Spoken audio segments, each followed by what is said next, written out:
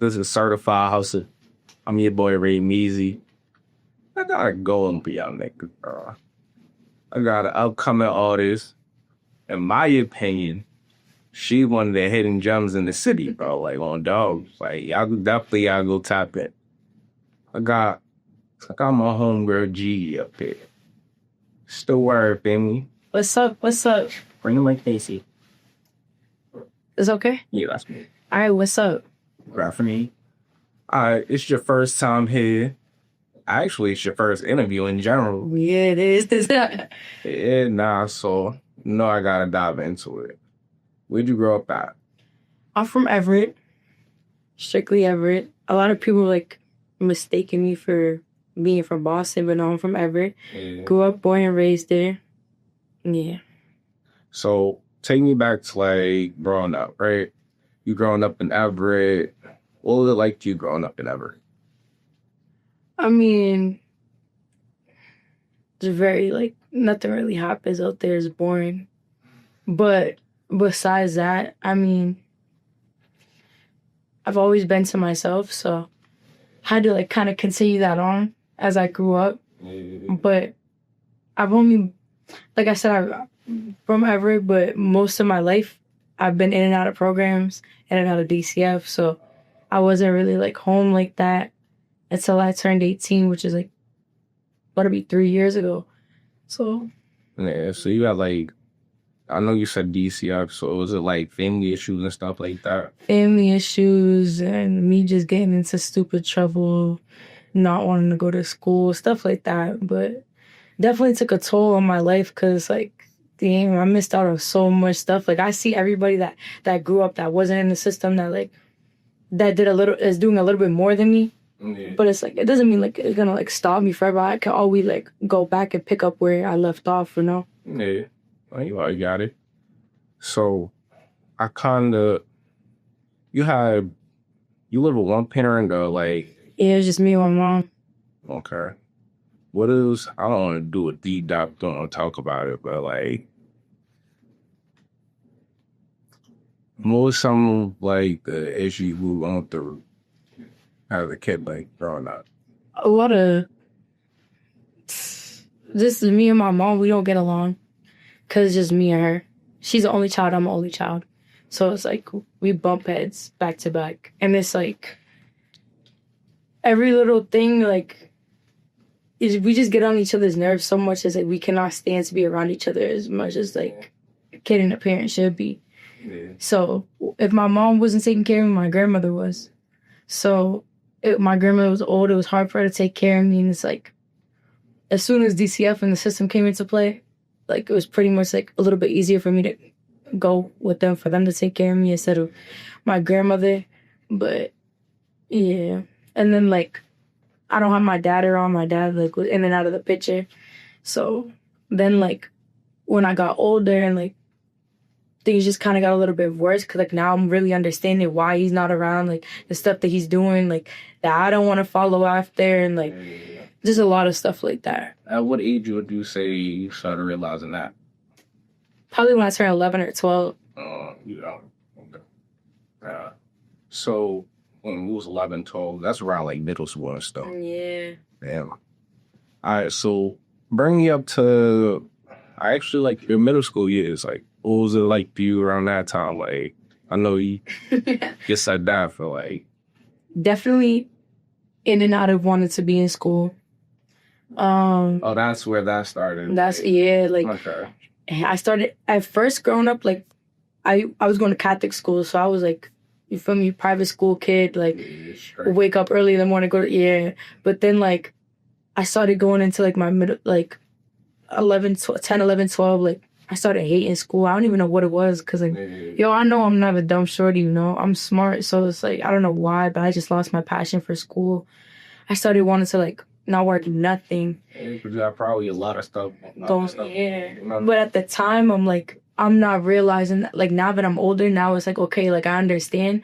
But back then, it was like, yeah, like, because, like, I wasn't going to school, like, Catholic schools are so strict, I got kicked out. Yeah. So I started going to, like, alternative schools. And, like, that was even worse because it's like, damn. Yeah. So, what school was that? Like, what's your first alternative school? I was going to my first alternative? Oh, yeah, first school with that. For a private school, I was going to St. Anthony's. That was out in Everett. And then I started going to the Devons, which is literally right up the street. And it's, like, easier for me, though, going there because it was smaller classes. Like, I didn't really mind it. Yeah. But then it's like, damn, like, I gotta wake up, go to school. I'd rather be home, rather be in my own lane. And that's where, like, the music aspect started coming in because, like, when I was transitioning from private school to regular school? Yeah, regular school, yeah. I noticed, like, the singing and stuff, like, yo, I kind of got that, like, yeah, you know? So that's really what, like, was kind of helping me out stay out of trouble. But I also had, like, started making friends. Like, I used to be really outside, just doing crazy, stupid shit. Yeah.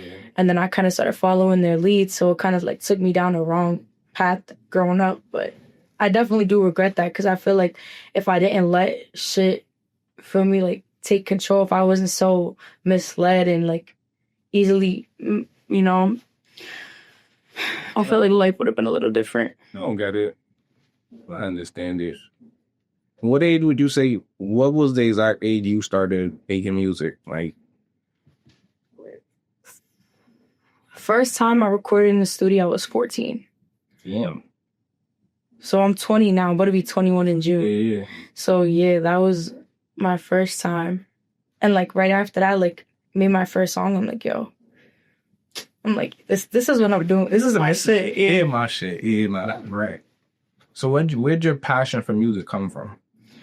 No bullshit. Like every time I go through crazy things in my life, traumatic, like every little thing, like I always, like music is the only thing that be helping me out, calming me down, like keeping me out the way, like, and I love singing, so like, and I love all types of genre of music, so like that, I was like, yo, I gotta carry that on, so like my type of thing, you know. So when I started writing music, like of course at first it wasn't the best, but as time went on, as time went on, like it definitely like progressed, definitely, and you getting there, you got there on job. And definitely taking, like, a lot of stuff that I've been through in life and putting it into my songs definitely helped me instead of going outside and crashing out. Yeah. So I'd rather turn to, like, my music than turn to, like, being outside doing crazy shit. Yeah. I get that. Like, well, that's another... All right, let me just ask this. Let me get this one out the way. Because I was listening to some of your songs, listening to your music. You do put a lot into your music, right? Yeah. Like, for that song again, I'm definitely gotta ask you. I'm like, oh man, because that was like a vulnerable type of song. You gotta be like, I gotta get like. Oh man.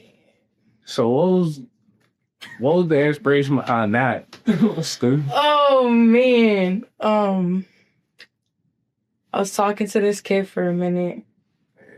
And I think because I've been through so much and I didn't have my father in my life, me getting attached to that is like happening pretty quickly. But I started talking to this kid, kind of got attached. He was like fucking around for like a couple months, and then like he kind of just like ghosted me, cut me off out of nowhere. But I was like mad hurt about it. And I was like, yo, like one night I was like, yo, I gotta get myself back in the stew because that shit was weighing me down. Like I wasn't in the stew. I wasn't doing nothing for myself. Wasn't working, was not being productive. One night I'm listening to some beats, that beat came on. I'm like, yo, I just started writing. I'm like, like maybe 2 or 3 days later, I'm in the studio. I got like 15 minutes left of my session. I'm like, yo, like put this down real quick. Busted that song out. And at first, I did that in 15 minutes. Yeah, I did. I did not think that song was gonna be a hit like that. That's right. I recorded the snippet that night.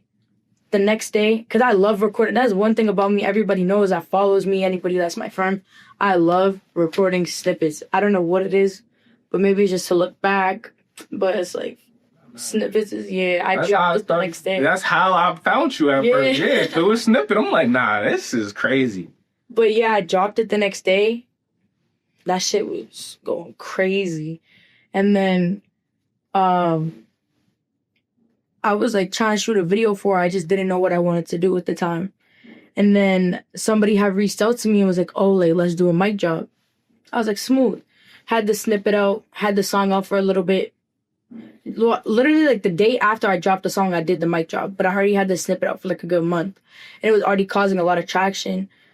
I recorded the mic drop maybe last February 2024, but I ended up dropping the mic drop in July of 2024. Yeah. But every time I posted the snippet for the mic drop, that shit was going crazy. So when I ended up dropping it, like I dropped it on Instagram, that shit has like, I'll tell you right now, like between that and like the regular snippet right now is at 18K, but the mic drop's at 15.1. But I dropped the mic drop snippet on Facebook, and that shit's at like 56 point something views, 56.4K views. Yeah. Like that shit went viral. That shit went viral, dude. Yeah. That shit did its thing. Nah, that was one of my favorite songs that I heard from you. Thank you. Nah, she put her heart into this on Dogs. Nah, yeah. Shout out to that kid, cause no bullshit. If he didn't do that to me, that's how I came out of it. Where you feel me? Nigga said shout out that kid, but nah, that nigga, that's rack. Nah, yeah. Alright, so speeding up, right? Or going back to what I was done at blanks. So you don't have you always been singing? Yeah. Singing and rapping, but mostly singing. And where does you have any like other singers or anybody in your family that you get like Did I get that from? Yeah. Not that I know of. I ain't mad at that. No, I just want that's something I be trying to ask people because that's like sometimes I be thinking it's just in people's genes too, you know what I mean? Ah, yeah. Yeah. Now you actually have a good raw voice. That's why it's all points. Yeah. Alright, so Michi. My dog. Yeah, how did that cloud come back and come around? So me and Michi go to the same studio, and shout out Alex, who's my engineer, his engineer. Great, amazing guy. Also the person I recorded again with, which is crazy because my first time going over there was when I recorded again. And that's how I knew, like, yeah, I'm coming back here for that.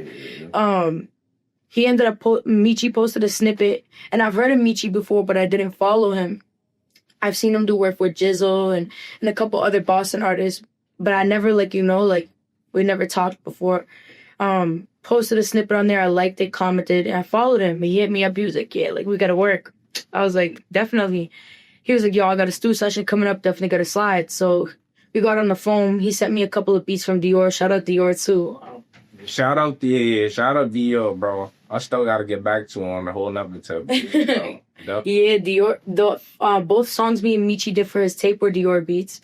I wrote a hook for About Love, and then I did a verse for Save Me. We went in the stew, did About Love, did Save Me, did a snippet for About Love, and that shit kind of went crazy too.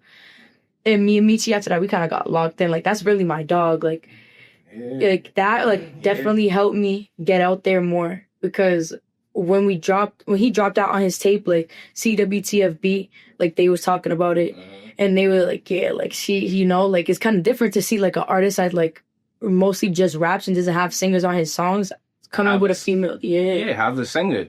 That was a great blend. Yeah, for real. But now, like me and Michi, we're so locked in. Like we're in the studio together a lot, and we definitely just worked. We just finished 2 other songs, and we're supposed to shoot a video next week. Oh yeah. So yeah, we definitely. And for y'all working. Yeah. Yo, are we gonna be seeing the tape soon or EP with y'all? We definitely been talking about it, so hopefully. Yeah, I wanna see a tape with y'all too. That would be definitely fire and bullshit. All right, so have you been working with anybody else like throughout the city? So, which is so crazy because I'm from Everett and I work with a lot of Boston artists. So I've worked with Michi, great person. Sleezo, which is also great. Free Sleezo. His work really good. Like he's very on the like when we did our song, like I don't know, like we kind of like mixed too. Like that shit was tough. Good blend. Yeah. I just did a song with Jizzle that dropped on his tape called Bestie, which was really good. I'm trying to think who else have I worked with. Damn. I've worked with a few people. I'm just trying to think who else. Oh, Key. Charlie Key. Oh, sure. We have a snippet up on my Instagram too. I think that one. Fire too. Like, thank you. Yeah, like I have a lot of features with male artists, but I definitely want to start working with more female artists. So who's on your list to work with throughout the city, female-wise? I'm trying to think. I really like Shay Bands. She's tough. Her singing, you feel me? Just the way she carries herself, she's really tough. I'm trying to think. Not a bad one. Yeah. It's not a bad one. I'm trying to think who else. To think like female singing wise throughout the city is just hard to think of because not a lot of females be singing, you know. But I'm also down to work with like rapping females too. So any females that like see this and want to work, definitely reach out to me because like I'm always down to work, always open to, and definitely around with the females because I want to like explore. Yeah. And I very much am like, I want more female artists to try to get out there and start making music because I promise you, you will not regret it at all. Definitely will not regret it. Yeah, it's fun. You get to express yourself. Yeah, bro. It's another form of art. Yeah, definitely. See what I'm saying? But all right. So, give me your top 5 in the city. In Boston. Michi, definitely. Yeah, kind of look at my thing. Let's see what I listen to. I listen to a lot of people. There's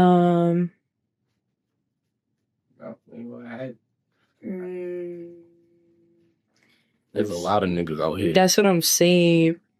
Definitely a lot of people out here. Nietzsche, not a bad one. Definitely. But Nietzsche definitely the staple. One of the staples. Jay Wavy. I don't know if you heard of Jay Wavy. He sings. I think I have, but he's not really like Boston. I mean, yeah, Boston. He's like in between like Boston. Like, yeah. But he's really tough. You definitely gotta check him out. Yeah, but send me some of that shit afterwards. Yeah. Let me see. Billy Bando. I fuck with Billy. He's nice. Let's see. I listen to so many people. Jay Wavy, Billy Bando.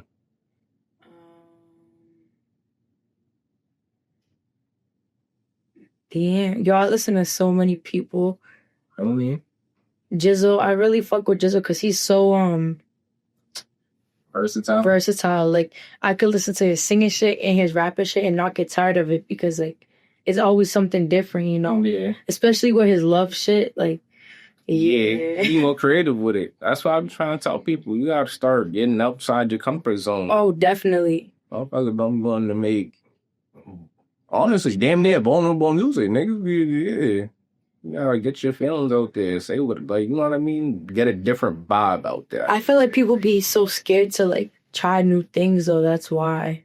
And they feel like people won't mess with it, but I promise you, like, there will be somebody out there that's like, yo, this is my shit. And Shy Godly, he's tough. Okay, I know you're talking. Shy is tough. I really fuck with Shy. I gotta tap in. I do. I've seen his shit a few times. I gotta tap in. He's on the versatile part too, rapping, singing. Mm-hmm. We did some shit, but it was like I just hopped on some quick shit. But I definitely want to like get in the studio and work with him. It's just our schedules be all over the place, so yeah. I ain't mad at that. Is there anybody outside the city, like, that you, if you had, like, your wish list, right? Who's on your wish list to work with? Like, famous-wise? Yeah, I'm talking about outside. I'm talking about if you can get them right now. Chris Brown. Definitely Chris Brown. That's not a bad one. $1. But I feel like we do some crazy shit. Y'all probably, but like, I wasn't expecting that, but yeah, that's crazy. Or like Summer Walker. That's a good one too. I'm trying to think who else. I'm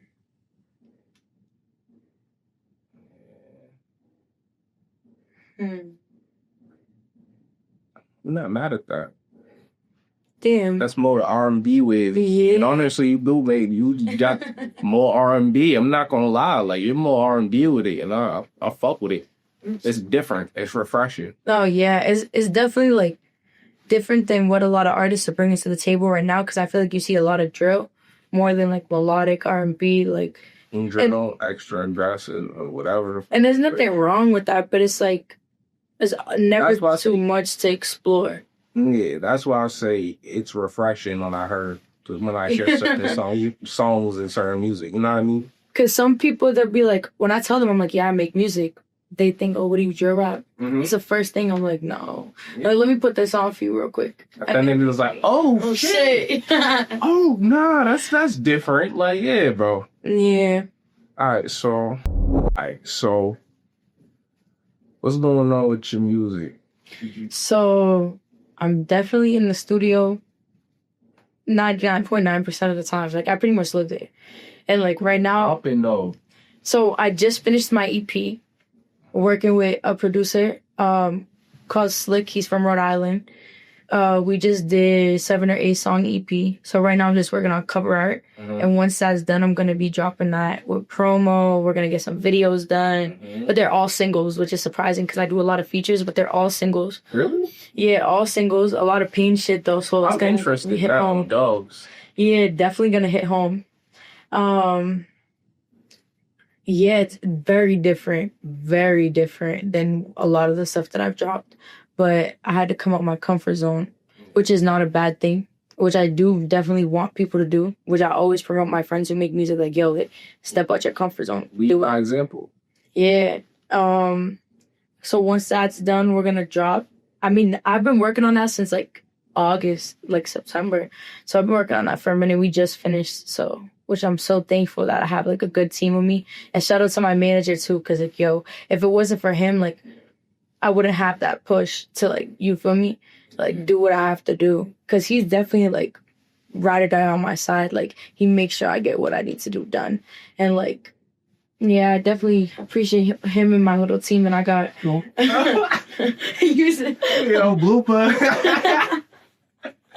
But no, you stop. Yeah, definitely that. But besides that, I have a bunch of singles that I'm working on, like after the EP to drop. Mm-hmm. But I'm always feeling to drop something, but it's like, oh, I have to like wait.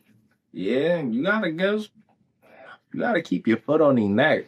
And everybody, that's one thing that everybody asks me. Like, that's like the constant question I get asked: when you dropping? Yeah. I'm like, listen.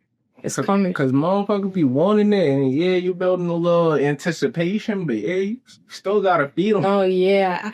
I want to so bad. That's why I dropped them snippets, but people be like, bro, fuck the snippets. Oh, no, it be like that, we want the music. I'm like, all right. Oh, dogs, you need way more music out there, too, bro, for real, because, like... Definitely that and visuals, so... Yeah, even just the cover art with the visuals and stuff like that, like, that'll keep people... welling up in tree live, bro. Like, yeah, it's not a video, but nigga, I'm gonna keep bumping that shit. Yeah, definitely. I'm gonna keep bumping it till that video. And that's what I want, like, I want people to, like, keep coming back for more and more. And that's why, like, every time, like, people reach out to me about my music, like, it always hits home because it's like, damn, like, I never thought that people would mess with me the way that they do with my music. And it definitely means a lot because, like, all of this, like, I write all my own shit. And it's like, it just hits a little different when you're doing it on your own. Yeah. And it's like now that like I'm in the studio so much, like I'm learning how to engineer. So I'm definitely like taking clients and stuff. Like a lot of my friends have been coming by. Wait, yeah, and you engineer music too? Yeah. Nigga said that. That's yeah. Nah, you got all the potential in the fucking world. Thank you so much. No bullshit. You said you're 20. You started rapping. You started not rapping, making music since you were 14. Yeah, nah, you got all the potential. Yeah. That's crazy. Yeah. Engineer now. Yeah, nah, keep it up. Keep up the good shit, bro. Thank you so much. On those. I said that. So have you engineered for anybody we know? Yeah, I just engineered for Key maybe about a week. Oh, me and Michi. Oh, yeah? Yeah, we'd be in there late night. We'd be trying to get shit done. I just be tired sometimes, but we definitely be like testing shit out. That's really it. I mean, people be coming by and I just be like trying to work with them, trying to like like get my like Still hone in on the skills. Yeah. Still, you know what I mean? Like, but I have like a really good like guide by my side, which is like I said, Alex, amazing engineer, like but definitely opened his arms to me. Like I come by there very supportive and very like on my side with my music, and that's all I can ask for when I go and work with engineers and go to studios and stuff. Like I just want the engineer and whoever I'm working with to really like fuck with me, because it's like if they don't, they're not gonna give a fuck about how your music sounds. Literally. They're gonna be like, yeah, just record whatever. Don't forget, let me not even say. Yeah. I put this up. But nah, yeah, he's definitely someone that like when I go over there, I feel like I'm gonna leave with a banger every trip, and I always do. And like now that I'm learning how to record myself, like because of him, like I know regardless, like I'm gonna leave with a banger. Yeah. That's why like I have so much unreleased. It's like it feels good because like I could just be like, yo, I want to listen to this, and go right to my phone, pull it right out. Yeah. You starting to learn production. You starting to be able to be more efficient. You starting to get there. Like, yeah. I'm happy for you, then. Thank you so much. And now we all wrap this shit up. Dog, everybody go check out official G Stackz on Instagram. I'm gonna link it. Well, I'm gonna link it. I'm gonna put it down in the comments or put it down in the description. Definitely, I'm gonna tag you YouTube. Yeah. And then, feel me? Like I always say, it's going. Stay tuned for the next one. And let's get the fuck out of here.